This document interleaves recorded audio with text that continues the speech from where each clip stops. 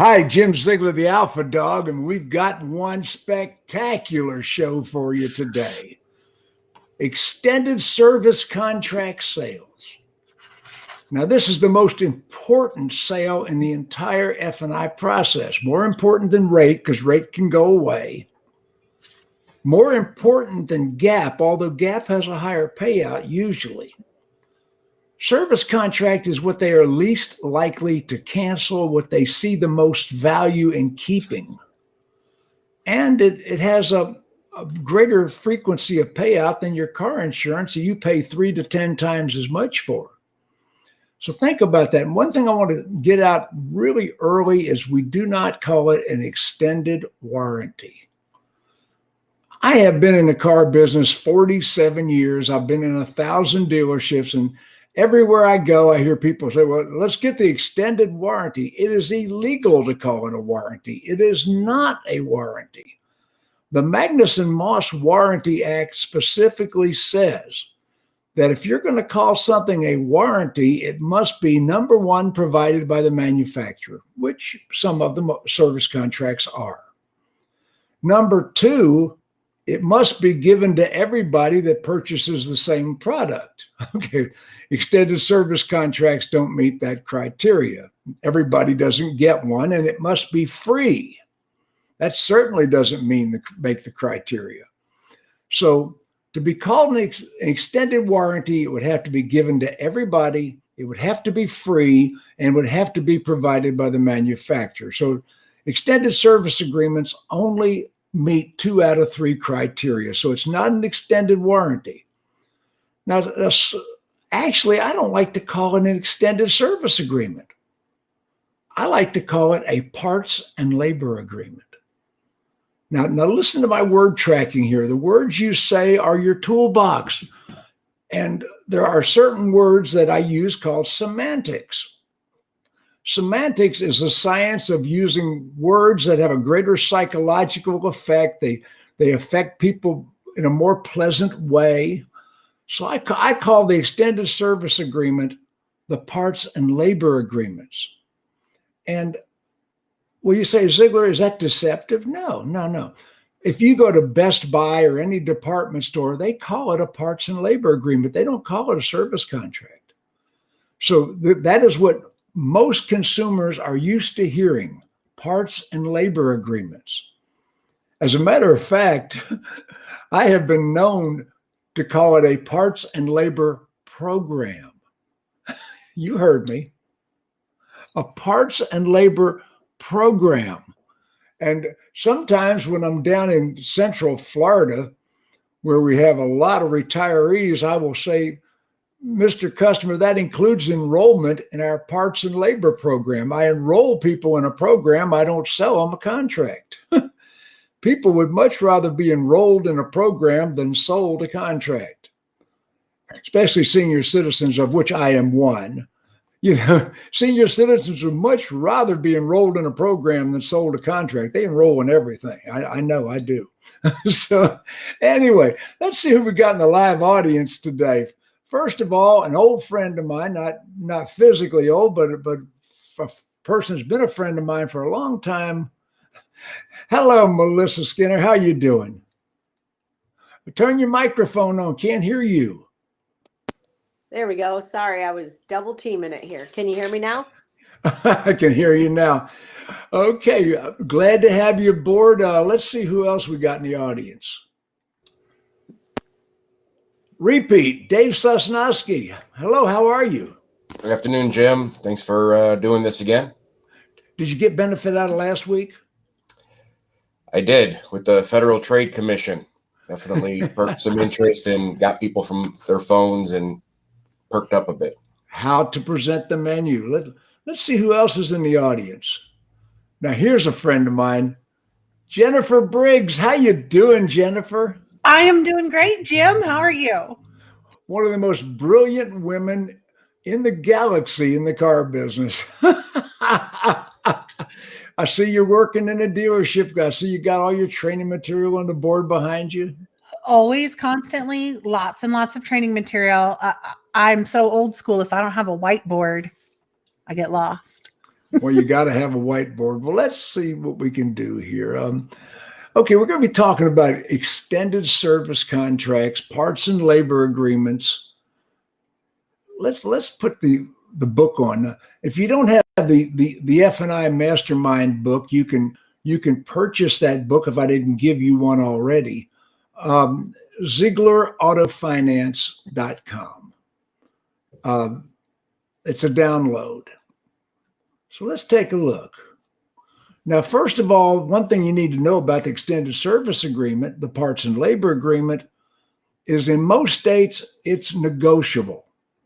In most states are fair market value states. You can sell it for whatever the customer will agree to pay and whatever the bank will finance or the lender will finance. But that being said, you really need to have some price guidelines on how you sell the extended service agreement, because there are some nasty things that we deal with called deceptive trade practices. Now, deceptive trade practices have been categorized in three categories, basically. A deceptive trade practice in finance or in the car business in general is anything deliberately designed to confuse the customer. Anything deliberately designed to treat one customer unfairly. And different states have different interpretations of what denotes a deceptive trade practice. So when we talk about a deceptive trade practice, they come in discriminatory, prejudicial, and predatory. Discriminatory, we all know what discriminatory is: race, religion, national origin, sex, marital status. You know, there's a number of categories that we all know what discrimination is. But prejudicial, you might say, well, that's the same as discriminatory. Not actually. Prejudicial is, well, let's pretend somebody has poor credit and you are prejudicial and you force that person to take a service contract by a deceptive trade practice by telling them it's required, which it is not. So, you know, prejudicial is slightly different. You know, there's certain things you can do to leverage a customer into buying product. So prejudicial is also a deceptive trade practice. But the one that you see most times with extended service agreements, parts and labor agreements, is predatory pricing. You've got to have a standard pricing model in your dealership.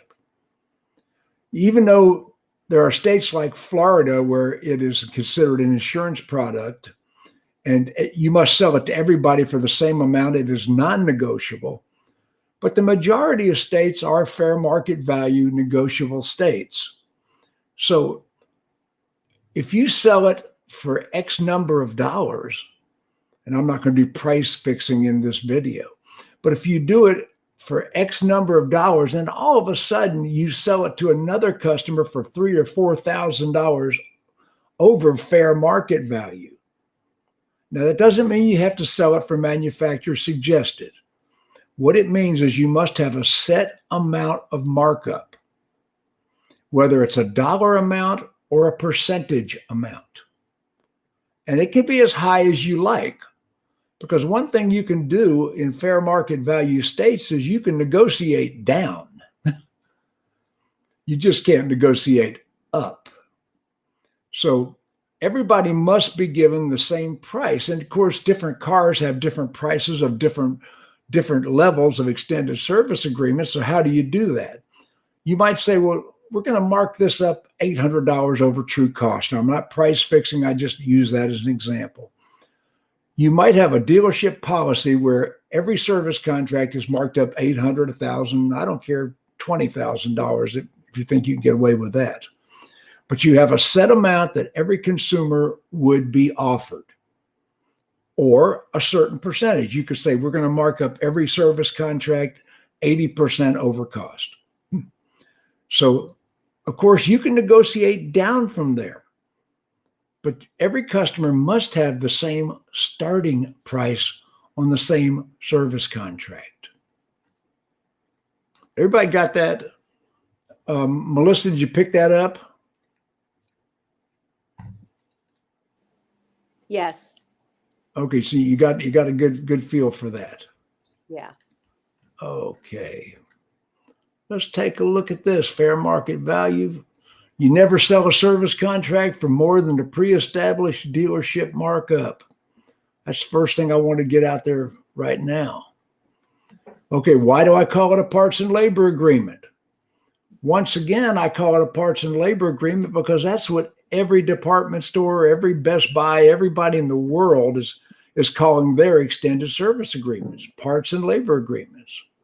And the more savvy consumers are used to hearing that. It's a value perception. You know, people say, well, Ziegler, some of these extended service agreements are $2,500, $3,000. My gosh. Well, let's put it in perspective. An automobile is 15,000 high-tech component parts. Automobiles are anywhere from $30,000. The average today is in the 30s. If you go to bankrate.com, I forget the exact number, but the average amount being financed today is over $30,000. So when you're looking at $30,000, $100,000 vehicles, my pain management doctor drives a $250,000 McLaren, for heaven's sake. I mean, there's all sorts of different prices of cars, but a washer and dryer from a department store, an $800, $1,200 item with 3, 4, 5, 10 moving parts at most. A parts and labor agreement is $25 a month. And when you start putting that in perspective, when you got a $1,200 item, what is $25 a month for 6 years? All of a sudden you say, wait a minute, my service contract is a bargain. you know, so you put it in perspective. You know, if a wash and dryer pair costs $2,000, you know, now one of the key things of years ago, I was the F&I school for Ford ESP service contracts. I was on all their videos. I was traveling around the country doing F&I schools for Ford ESP. And, you know, it was amazing. And one of the things I would always do, I would turn to the camera and hold up my own Ford ESP service contract on my own vehicle. So one of the best closes on a service contract is I've got one on my own car. I use it. I believe in it. You need it. You're not leaving here. If you're one of my relatives, you'd never leave here without it. If you were one of my personal relatives, I would never allow you to leave here without this protection. You know, now, one thing I'm going to caution F&I managers, and I know we got some salespeople selling service contracts today, but no matter who is selling the service contract, one thing I want to point out to you is do not sell from an exclusionary brochure. I see some of the worst presentations in the world, the terrible service contract presentation. Well, it covers everything on the car, but these few items. Excuse me, you don't tell them what it doesn't do. You tell them what it does do. You tell them what it does cover. You know, that is so devoid of empathy and customer satisfaction. I mean, when I was working with the Carnegie Group years back, create a word picture of your client using your product, enjoying your product, and benefiting from your product. Mr. Customer, the parts and labor agreement covers all internally lubricated parts of the engine, including the pistons, the bearings, the timing chain, the water pump, and I build bigness. You don't build smallness. Well, it covers everything with the tires and the rubber hoses. Don't tell them what it doesn't cover. Tell them what it does cover. Build bigness. Make it more valuable. Create a word picture of your client using your product, enjoying your product, and benefiting from your product. Make it bigger than it was. So when you're Did you get that, Dave? Dave's got his book. So anyway, you build bigness. Do not sell from an exclusionary brochure. Don't tell the customer what isn't covered. Tell them what repair groups are covered. All internally lubricated parts of the transmission, including the torque converter, and get into everything. You're not going to read them every little minuscule thing it covers, but read them the headlines. Tell them what they do get. Build overwhelming value in the customer's mind. Not reading them a bunch of us, and manufacturers don't get that. When I was working with Ford ESP service contracts back in the day, I would have to tell redesign these brochures. Now, there's another concept when you're selling a service contract. And by the way, with the menu, lock in the service contract first. It is the most durable sale. It is the one sale that when you lock it in, it's the thing they are least likely to cancel. This is something they were least likely to become a chargeback later on. So think about that. Don't tell them what's not covered. Tell them what is covered. Tell them what they do get. Don't tell them what they don't get. I'll play on my technology here a second. Give me a second to get that mouse where I need it to be. Okay. How do I do that? Okay, I'm playing with some new technology here. Just give me a second. Jennifer, what are you getting out of this? I can't believe they even make exclusionary brochures. That seems like so counterproductive for actual. It doesn't make sense to me. I mean, it sounds so logical, but obviously it's an issue. Well, you got to remember, most of these people have never sold a service contract. They've never sat in our chair. They've never done what we do. And so when I started redesigning Ford's brochures back in the 80s, when all this was going on in the 90s, it was we. And the other thing is, Zig Ziegler, and I knew Zig Ziegler. He's no relation to me, but he's pronounced his name. He used to tell me I misspelled my name. His name was spelled a little differently. But I knew Zig Ziegler, and Zig Ziegler said, and this is really cool. He said, "A confused mind always says no. A confused customer always buys nothing." So one thing that I see in a lot of the brochures that we have out there today is you've got the basic plan, the powertrain plan, you've got the intermediate plan, you've got the premium service contract, all in the same brochure. All of your service contracts are on the same brochure, and the customers get confused.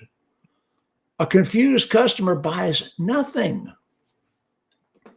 So what you want to be sure you do is, I like to predetermine what I'm going to sell the customer.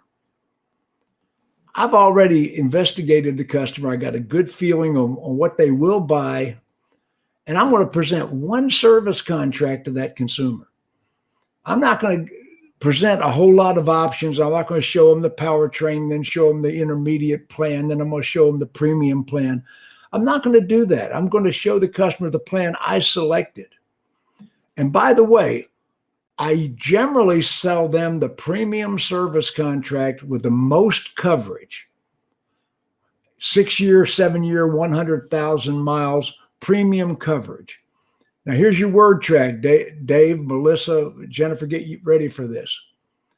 This plan most nearly mirrors original factory coverage. Listen to that word track. It most nearly mirrors original factory coverage. And by the way, don't call it a bumper-to-bumper service contract or a bumper-to-bumper warranty. It doesn't even cover bumpers. So, it's a bumper-to-bumper warranty. No, it's not. Get out of here. Okay. Here we go. Last week you mentioned it completes your warranty, mirroring your factory coverage too. Right. Don't call it a wrap. No. Right. You know, I hear people all the time. Well, it's a wrap. A wrap? What is that? Snoop Dogg? I mean, come on. A wrap? Come on. What do you mean? It's a wrap? You know. No, it's not a wrap. It completes your warranty. We have a program, and that would be like your FCA dealers that have the 100,000-mile powertrain. I see a lot of people saying, well, we can sell you a wrap. And we use car slang. It's not a wrap. We have a special program that completes your warranty, almost nearly mirroring original factory coverage. You know, you got to remember, car customers don't talk car slang. They don't get what we're talking about. Okay, here's the clincher. Is it really a 3-year, 36,000-mile warranty from the manufacturer, or a 5-year, 50,000-mile on some of them? Is it really? Most consumers today are driving a lot more than 36,000 miles in 3 years. So in other words, it's a 2-year warranty for many, many people from the manufacturer, and you've got an obligation for at least 60 months. A 60-month contract with a bank averages upside down inverted equity, negative equity for 3.8 years. I don't even know the statistic how long you're upside down on a 72, and an 84-month contract isn't a contract, it's a wedding. I mean, you married that car. And so guess what? Well, you got an 84-month obligation, and you're probably going to be upside down in negative equity for 5 or 6 years of that obligation. And you've got a manufacturer warranty that runs out in 2.5 years because you used up the mileage first. It's not a 3-year warranty or a 5-year warranty in most cases.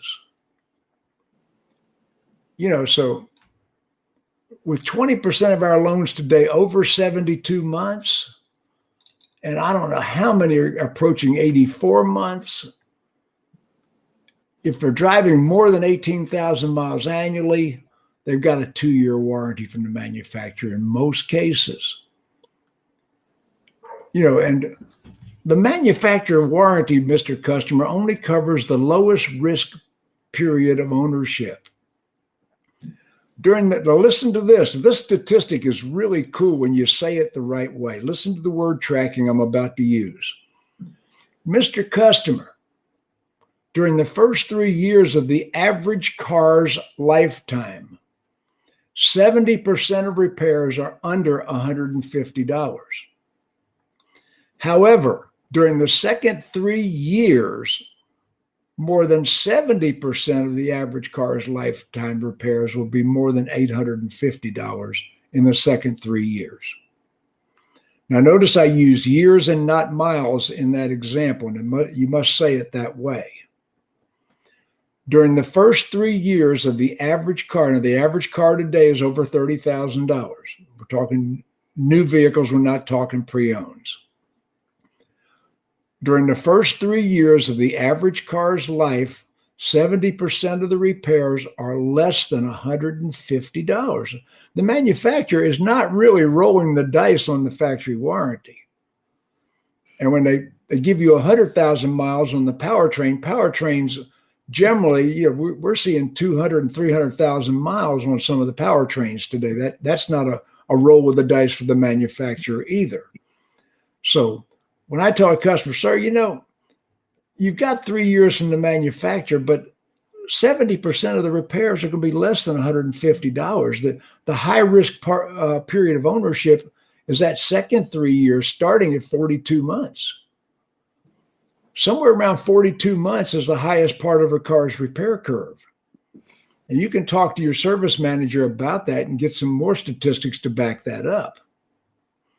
There are items like water pumps, air conditioners, air compressors, alternators, power motors, electronics, high-tech computerized components. Cars today are computers that on wheels. Excuse me.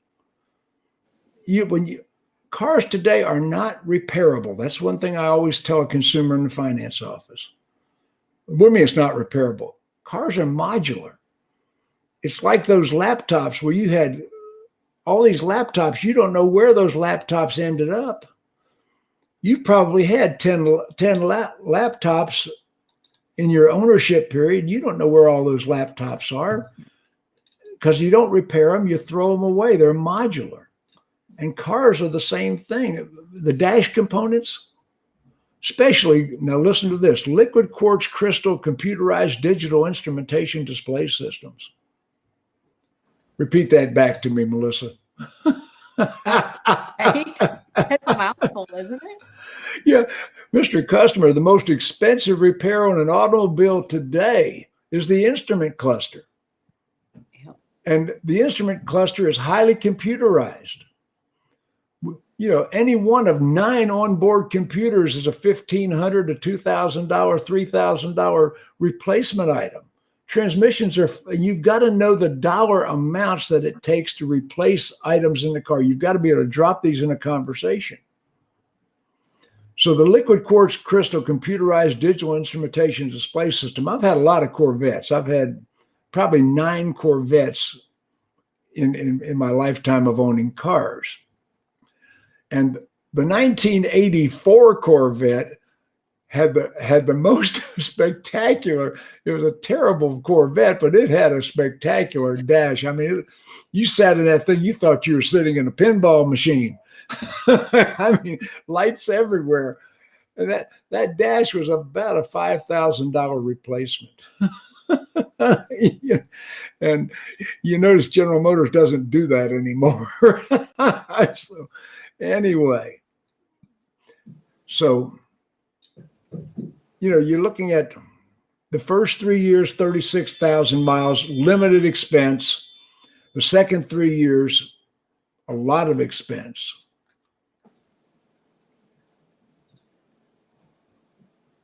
Okay. Now, women. God love women. Huh. I'm not going to talk as a generality about women because Briggs would be all over me and Melissa would be climbing me. Now, I'm not going to say, but as a generality, many women distrust service departments. As a generality, I'm not talking about everybody. I'm not being sexist, but we know statistically that a lot of women have expressed that they don't trust a service facility, any service facility. When I'm selling a service contract to a female, to a woman, there are certain things I want to bring out in that presentation. One of them is you never have to negotiate the price of the repairs with a service facility. We do all that in your behalf. You never have to guess what the pricing is going to be. We will handle all of the negotiation with the service facility. When you have a parts and labor program, a parts and labor agreement, you'll never have to worry about whether they've performed unnecessary repairs. You know, did they do something they really didn't need to do? Were they deceptive? No, you don't have to worry about that. Not that service facilities are always going to be doing that, but you never have to worry about that. They will never use counterfeit parts and assemblies. Now, that is extremely important. You know, especially there is no service contract provider, independent or captive. No service contract provider will allow a service facility to install counterfeit parts. Now, I will tell you, listen to my word tracking, it's very important here. All service contract providers, be it independent or manufacturer backed, requires factory authorized replacement parts. Now, did everybody understand what I just said? Manufacturer authorized replacement parts. Now, Jennifer Briggs, would you assume that that means a brand new part? I would, yes. Well, au contraire.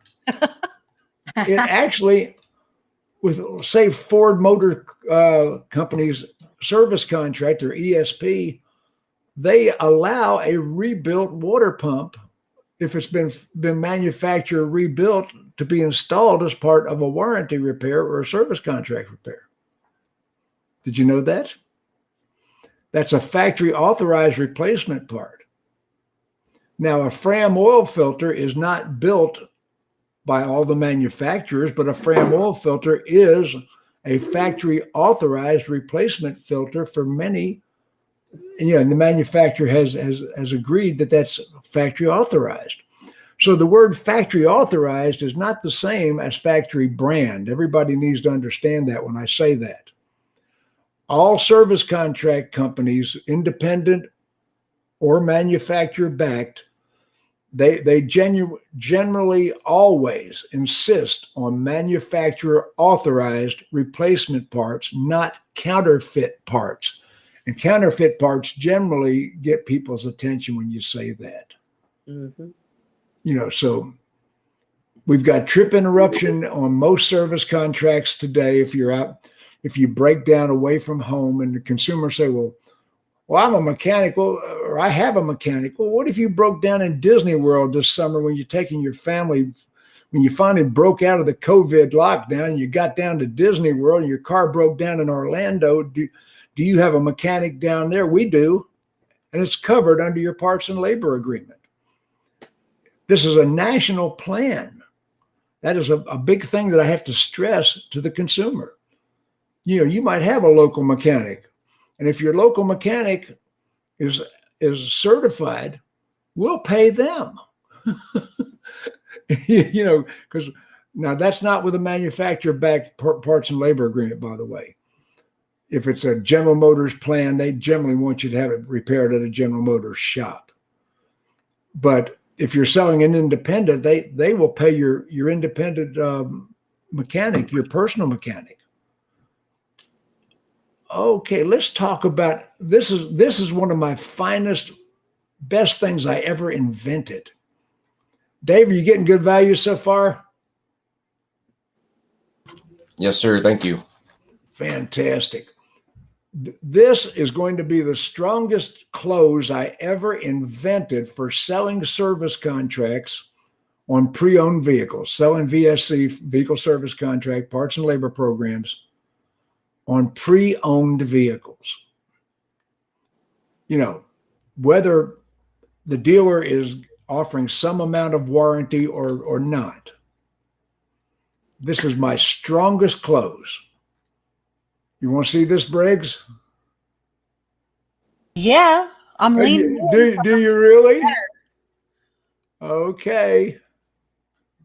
Here it comes.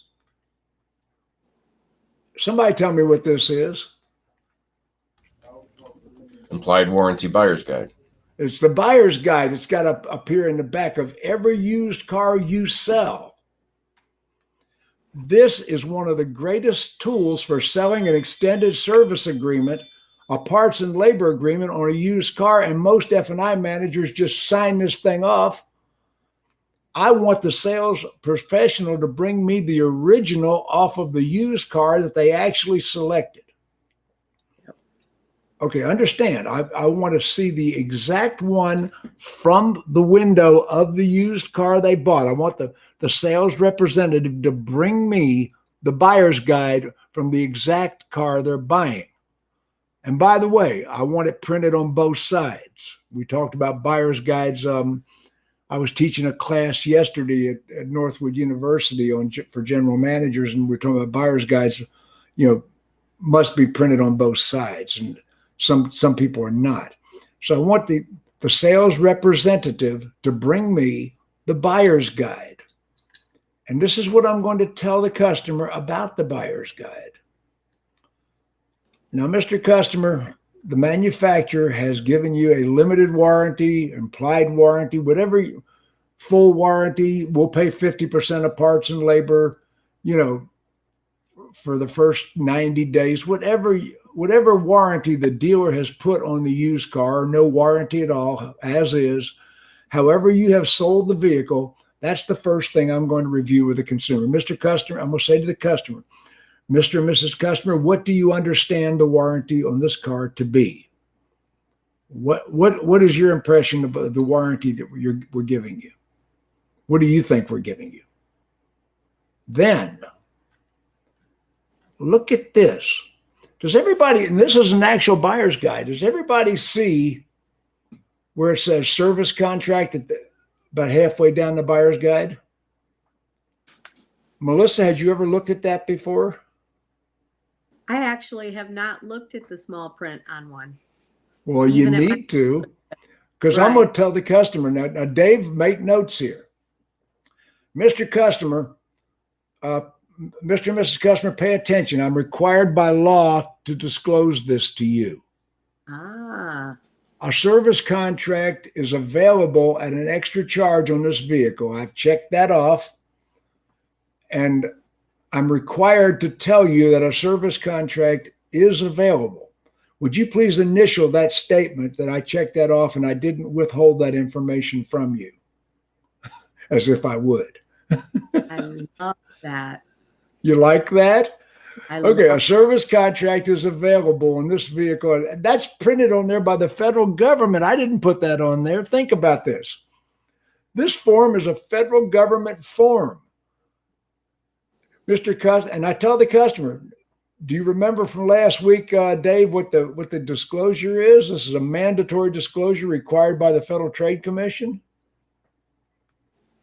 When I show the customer the buyer's guide, the first thing I say is, Mr. Customer, this is a mandatory disclosure required by the Federal Trade Commission. Pay attention. Right. This is a mandatory disclosure required by the Federal Trade Commission. And that is a 100,000% true statement I just made. It is a mandate. And then I get down to the service contract is available in this vehicle at an extra charge. Please initial that I told you that. So there's no misunderstanding. I disclosed that to you. Now let's look at the back of the buyer's guide. This is where it gets really interesting. The first sentence on the back says, below is a list of major defects that may occur on used motor vehicles. That was put there by the federal government. And they list nearly 100 items, Mr. Customer, that commonly fail on pre-owned automobiles. I'm required to disclose this to you. The federal government has listed nearly 100 items that commonly fail on pre-owned vehicles. Now, Mr. Customer, Briggs, are you paying attention? Jim, I'm actually in Viato right now looking at the back of mine as you're going over this one. I'm totally paying attention. I got you side by side. Am I accurately presenting this? You are. Like Melissa said, I guess I've never really even looked there. So I'm like, hang on, let me make sure mine look the same. Now look at that. Look at that one sentence at the bottom. The biggest print on the entire thing says important. The federal government wrote the word important on the back of here. The information on this form is part of any contract to buy this vehicle. Holy poop. Look, this document is part of your contract. It becomes part of your sales contract. So when you sign this, it says customer signature right above it. Mr. Customer, the federal government has listed nearly 100 items that commonly fail on pre-owned automobiles. By your signature affixed, this becomes part of your sales contract to buy the vehicle that you have agreed to self-insure on these items should you not purchase a parts and labor agreement. Self-insure. Remember that from last week, Dave? Self-insure. Mr. Customer, By your signature affixed, this becomes part of your contract. By federal government just put, I didn't say that. They made it part of your contract. It's a mandatory disclosure. By your signature affixed, you're agreeing to self-insure on these items should you not purchase a parts and labor agreement. Mrs. Briggs, how strong is that? That is crazy strong. I feel like, how have we missed this?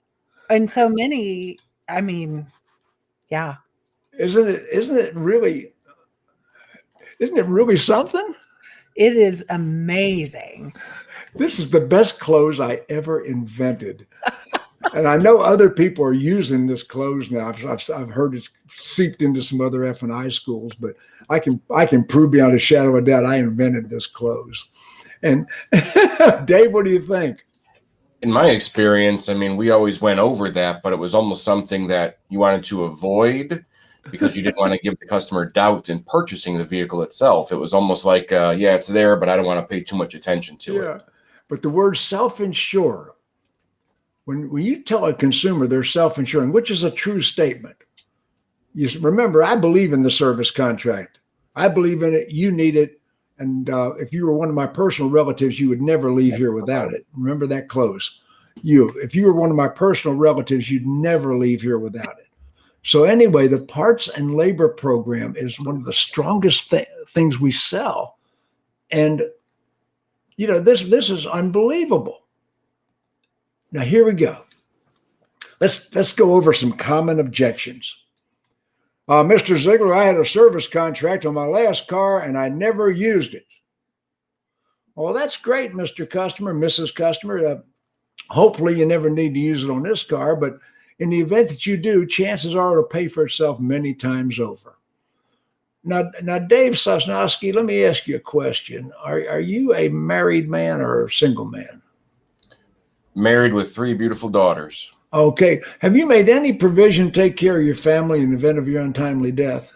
I'm worth more dead than I am alive. Oh, what do you got? Life insurance? Yep. Did you have it last year? Few policies, yep. So you had the life insurance last year, you paid for it. And are you pissed off you didn't die? It's one policy I hope I don't need to use. But you're not sitting here complaining that you didn't die. Money. But you're complaining you had a service contract and didn't use it. Good point. Does your wife have car insurance? Yep. Are you complaining to the insurance agent that you didn't have a head-on collision last year? Nope.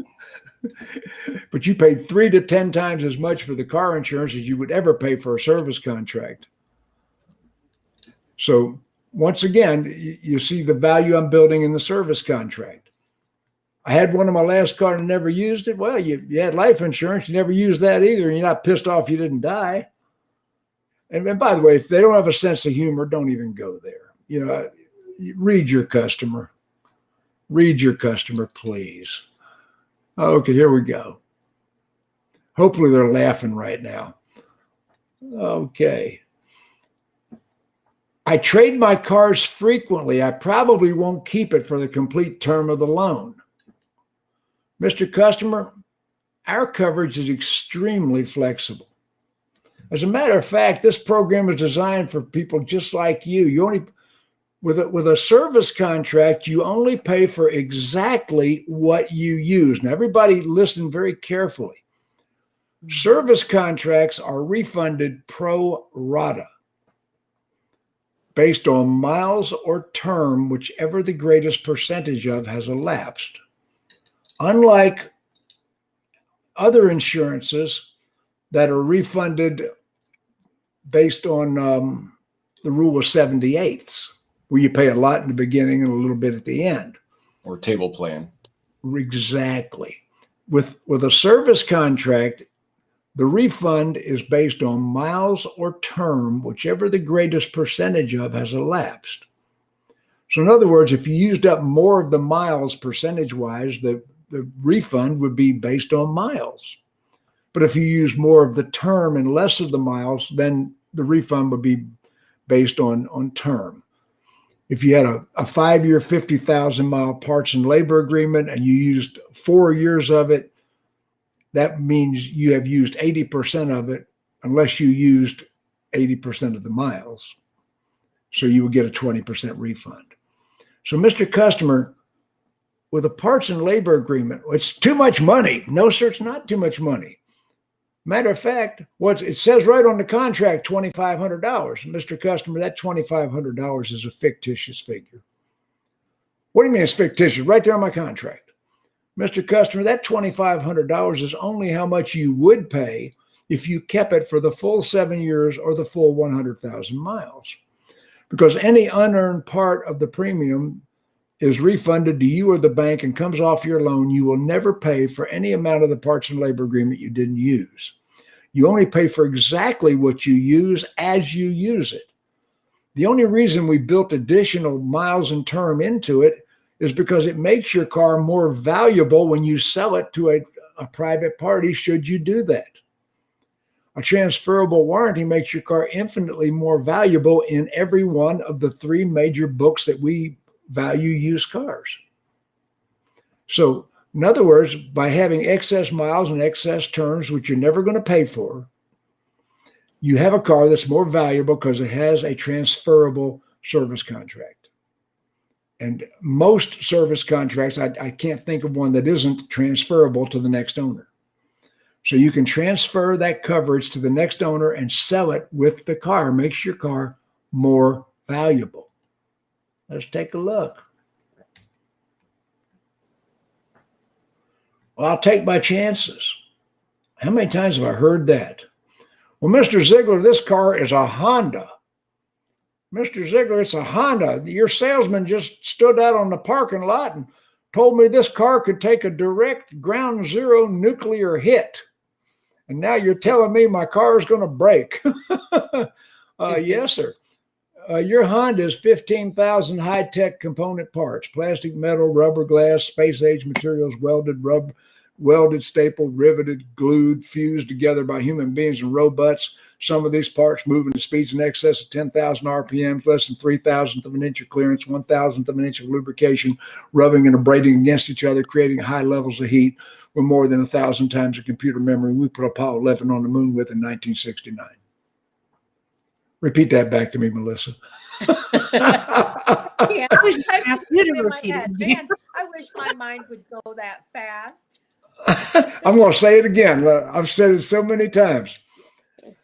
Mr. Customer, your new Honda is 15,000 high-tech component parts: plastic, metal, rubber, glass, space-age materials, welded, riveted, bolted, fused, glued together by human beings and robots. Some of these parts moving to speeds in excess of 10,000 RPMs, less than 3,000th of an inch of clearance, 1,000th of an inch of lubrication, rubbing, abrading against each other, creating high levels of heat with more than 1,000 times the computer memory we put Apollo 11 on the moon with in 1969.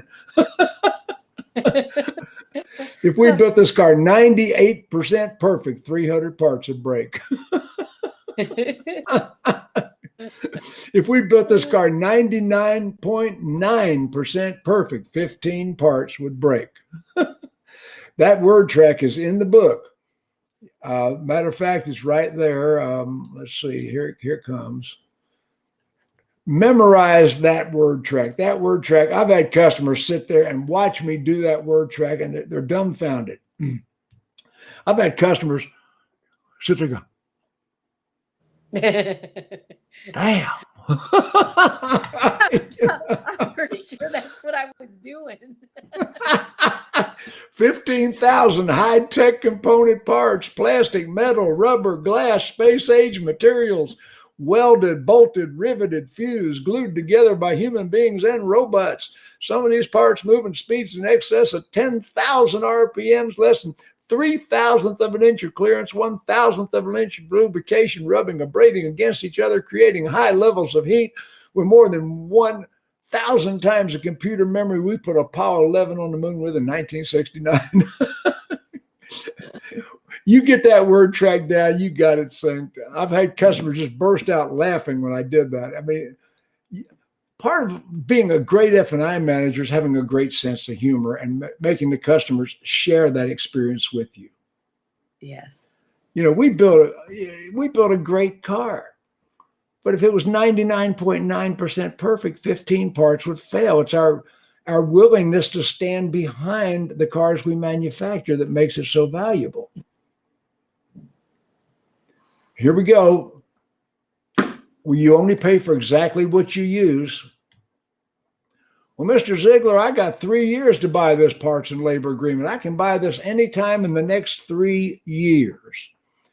Yes, sir, that's absolutely true. I mean, you can buy this parts and labor agreement anytime while it's under factory warranty. But you know what? I've had 3 price increases this year. And a parts and labor agreement is a hedge against inflation. You're paying today's price for tomorrow's price of repairs. You're locking in against inflation. Since World War II, which I wasn't here then, since World War II, parts and labor have gone up 70% every 7 years. Now, by the way, that is not equally 10% per year. Some years it jumps 25%, some years it didn't jump anything. But parts and labor have increased about 70% every 7 years. So in other words, if you've got an air conditioning repair today that is $1,000, that same air conditioning repair 7 years from now, while you're still under parts and labor agreement, is going to be $1,700. So, but you paid today's price and locked in against inflation. So it is a hedge against inflation. That's another thing you want to tell the customer. But not just did I say it was a hedge against inflation, I gave them a valid example that can be mathematically proven. Over 50% of today's repairs are drivability problems. I had more than 9 Escalades since 2000. And one of my Escalades, I was driving down the interstate minding my own business and the car shut down. I mean, the car just shut down, the engine stopped, and I drifted off to the side of the road. Today's computers will shut down a car that has a drivability problem. You're going to need towing and you're going to need a rental car. A great percentage of our cars, I'm not going to stick with 50%, but a great percentage of our cars today come in on the hook. So you're going to need that rental car, you're going to need towing, you're going to need it right now. With parts and labor going up 10% annually. Okay. Now, there are certain things that are covered under a parts and labor agreement that are not covered under the factory warranty. Now, this is really important. Let's see here. Here we go. All manufacturer warranties cover defects in materials and workmanship, and that's all they cover. Understand it. I've had arguments with Honda and Toyota dealers. All warranties from the manufacturer cover defects in materials and workmanship. But most service contracts, not all, read your contract and be sure before you say this.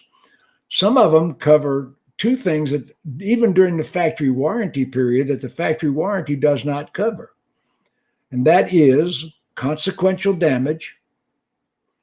Consequential damage is damage to a non-covered part caused by the failure of a covered part. Most extended service agreements cover that. All factory warranties do not. Consequential damage. I'll give you an example of consequential damage. Okay, your brake calipers on your ABS brakes are pulsating faster than a hummingbird's wings move. See my graphics there. Okay, they're really fast. Damn, that's fast. And it breaks. Okay, if the caliper breaks that's a defect in material and workmanship. If the caliper broke on my brakes, that's a factory warranty repair. But it scored the rotor and disintegrated the brake pads. Those are non-covered parts.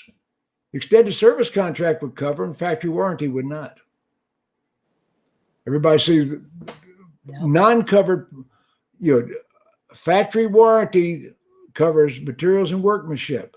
And by the way, between you and I, the factory would be so embarrassed they would replace the brake pads, and they would replace the rotor, but they don't have to. Everybody got that. I mean, it's not in their contract.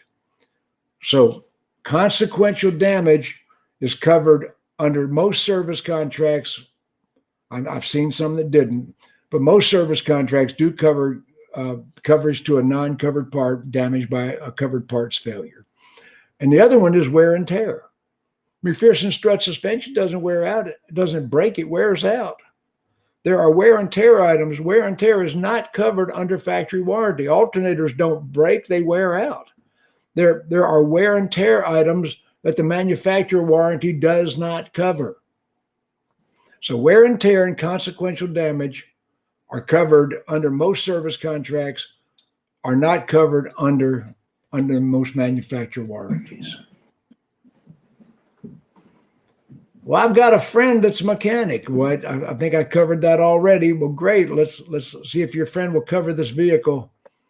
You know, we'll pay your friend. We will pay your friend to repair the vehicle if we have an independent service contract. Okay, well, Mr. Customer,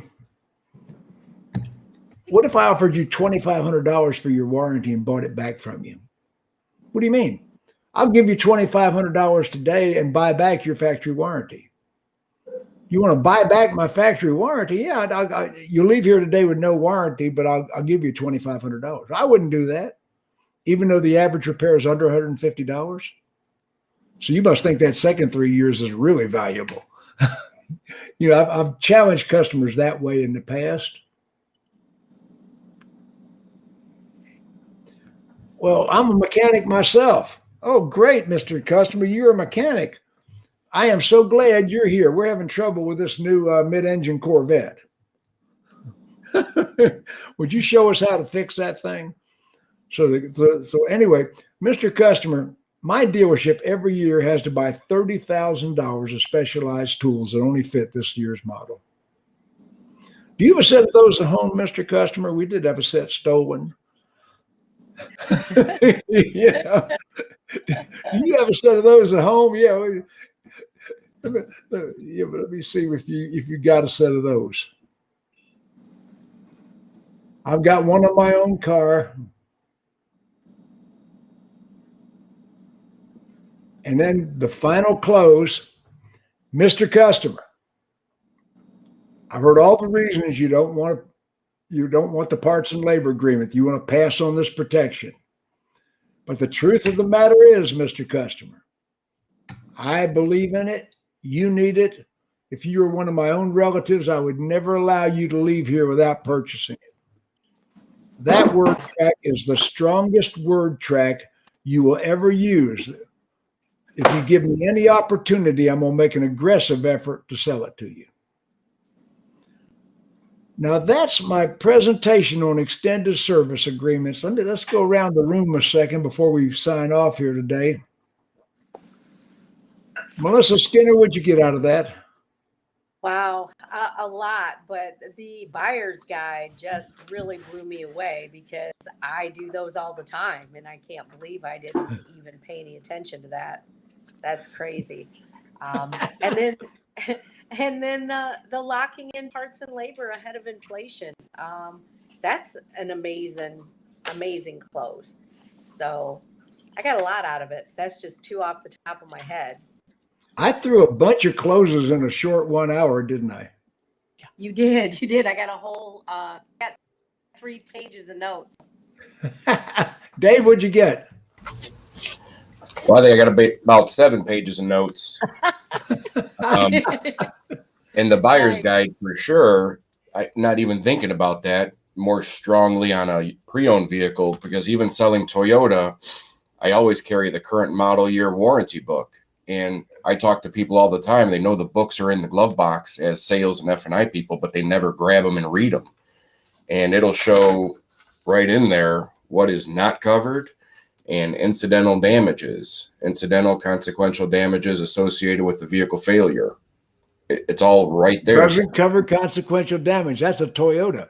I'm Correct. telling you, most people don't realize consequential damage is not covered under factory warranty. And this ain't nothing I'm telling them. This is right in their book, in their vehicle. Exactly.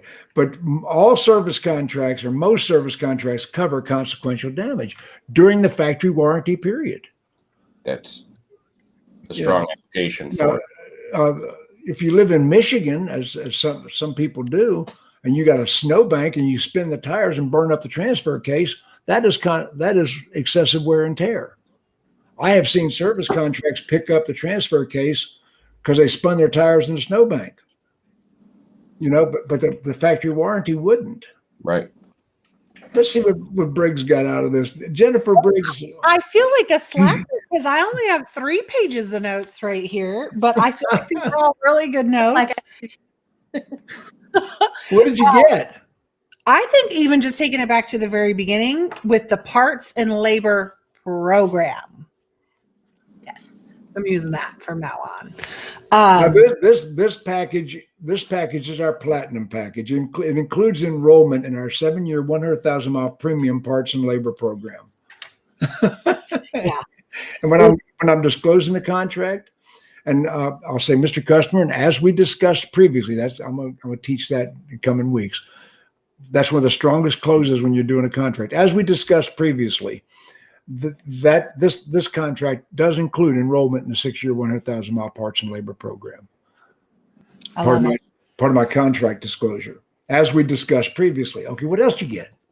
Well, I like I said, I think you saw me getting distracted. Like Melissa said, the buyer's guide. I mean, it's been 10 years for me where I was actually responsible for programming the printing of all the buyer's guides. So I really feel like I really overlooked a huge tool for us by not really giving that the emphasis and utilizing it in our F&I offices. I think I gave you some pretty good stuff here, don't you think? Absolutely. Yeah. Well, listen, guys, this has been a great session. I really wanted to give you guys value, and I think I've delivered. Next week, we're going to continue on selling the other products, GAP and your environmental protection package. I'm going to get into all the other things. Mike Daniels, he said, very strong word tracks, great training. Thank you so much. I look forward to next week. Mike, really glad to have you. And anyway, you guys have a great day, okay? Thank you, Jim. Thank you so much. Bye-bye, everybody.